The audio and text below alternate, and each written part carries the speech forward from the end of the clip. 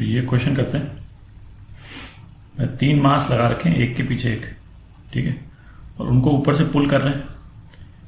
तो और पुल इस तरह से कर रहे हैं कि तीनों मास जो है ना वो 2 मीटर पर सेकंड स्क्वायर के एक्सेलरेशन से ऊपर जा रहे हैं। तो ऊपर की तरफ का एक्सेलरेशन जो है वो 2 मीटर पर सेकंड स्क्वायर है। तो तीनों मास जो है वो इस एक्सेलरेशन से ऊपर जा रहे हैं, ठीक है, यहाँ पे भी लिख देता हूँ 2 मीटर पर सेकंड स्क्वायर, ठीक है। अच्छा, ये स्ट्रिंग्स के में टेंशन जो है T1, T2, T3 है।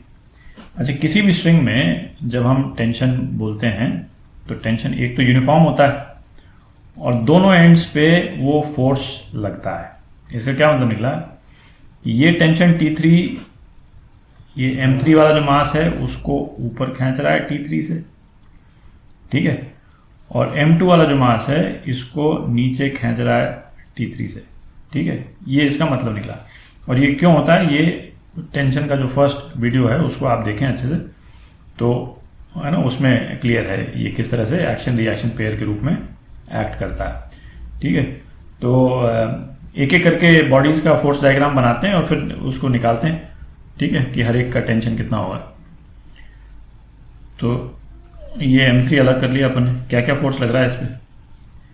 नीचे तो ग्रेविटेशनल फोर्स लग रहा है और ऊपर जो है वो T3 लग रहा है, और ये T3 इसको 2 मीटर पर सेकंड स्क्वायर के एक्सेलरेशन से ऊपर ले जाएगा, ठीक है।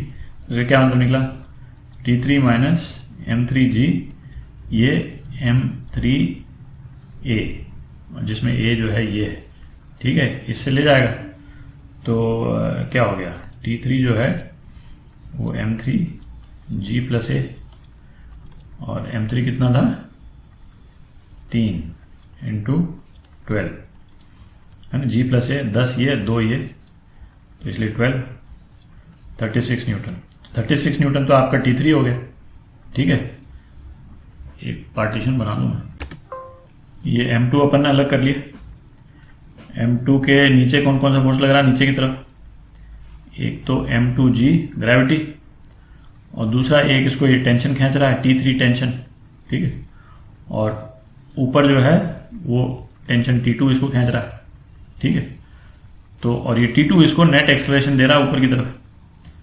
तो क्या हो गया, T2 minus M2G minus T3, ये कितना है M2A के बराबर है, ठीक है।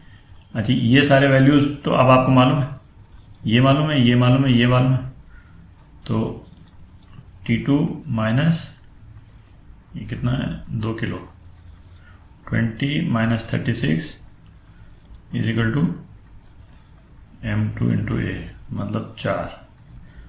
T2 कितना हो गया 60 न्यूटन हो गया, ठीक है। अब M1 का बना लेते हैं। तो उसी तरह से M1 का भी हो जाएगा जैसे M2 का किया, ठीक है। नीचे क्या फोर्स लग रहा है, M1G लग रहा है, और दूसरा कौन सा फोर्स लग रहा है, T2 लग रहा है, और ऊपर क्या फोर्स लग रहा है, T1, ठीक है। और बिल्कुल सेम ही है, minus M1G minus T2 is equal to M1A, T1 minus 10 minus 60 is equal to 2। T1 कितना हो गया 72 हो गया, 72 न्यूटन।